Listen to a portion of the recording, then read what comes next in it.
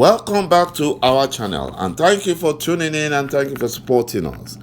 But if you're new to this channel and you haven't subscribed yet, please encourage us by doing so that we can bring you the latest news as they happen.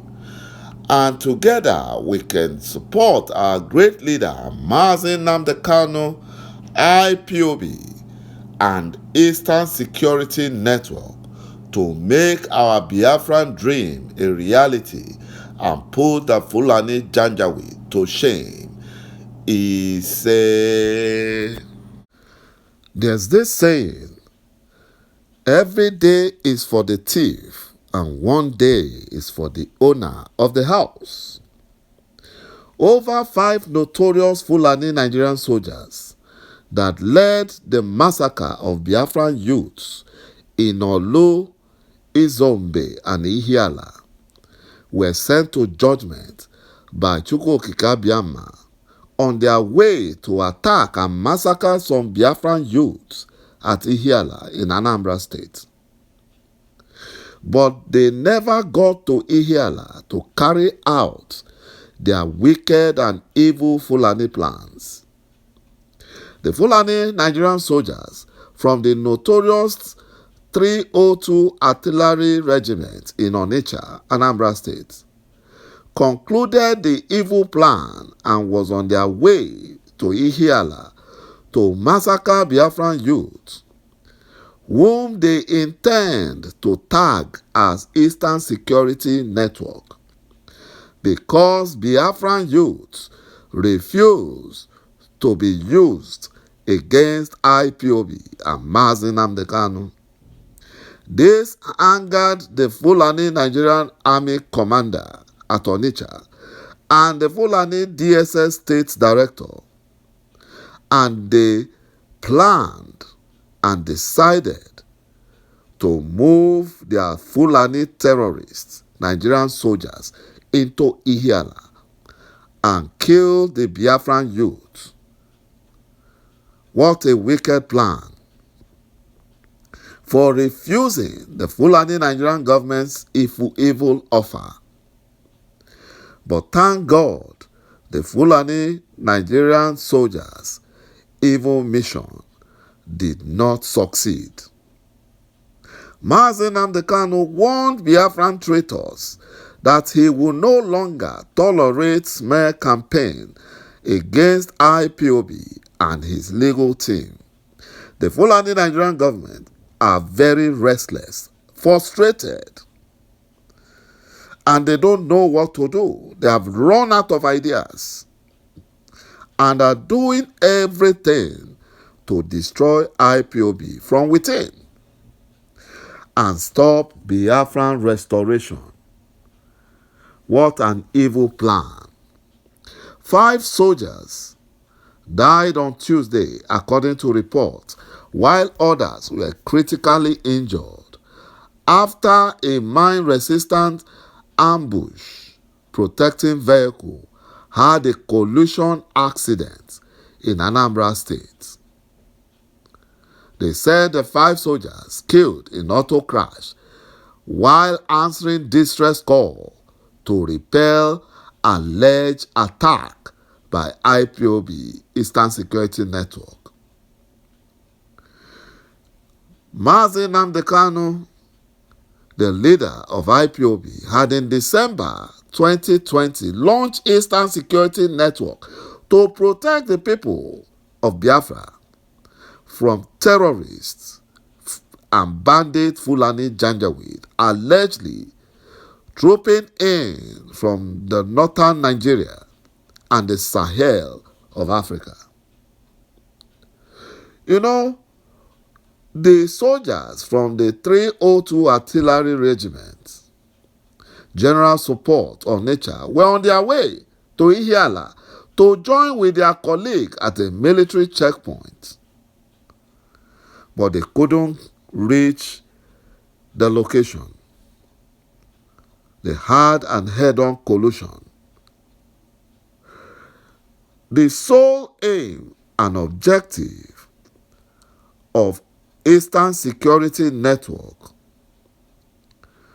are to halt every criminal activities and the terrorist attack on Biafra land by the Fulani Janjaweed. That was why Mazi Nnamdi Kanu formed it.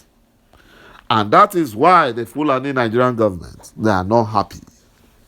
They are frustrated that Mazi Nnamdi Kanu used Eastern Security Network to remove and chase out Fulani terrorist killer herdsmen in Biafra land.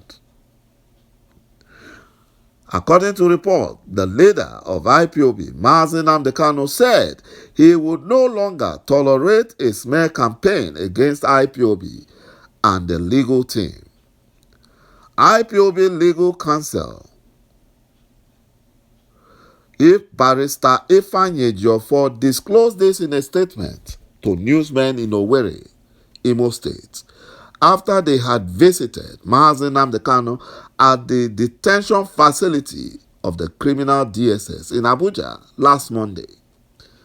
Mazi Nnamdi Kanu said that those behind the smear campaign should be seen as traitors.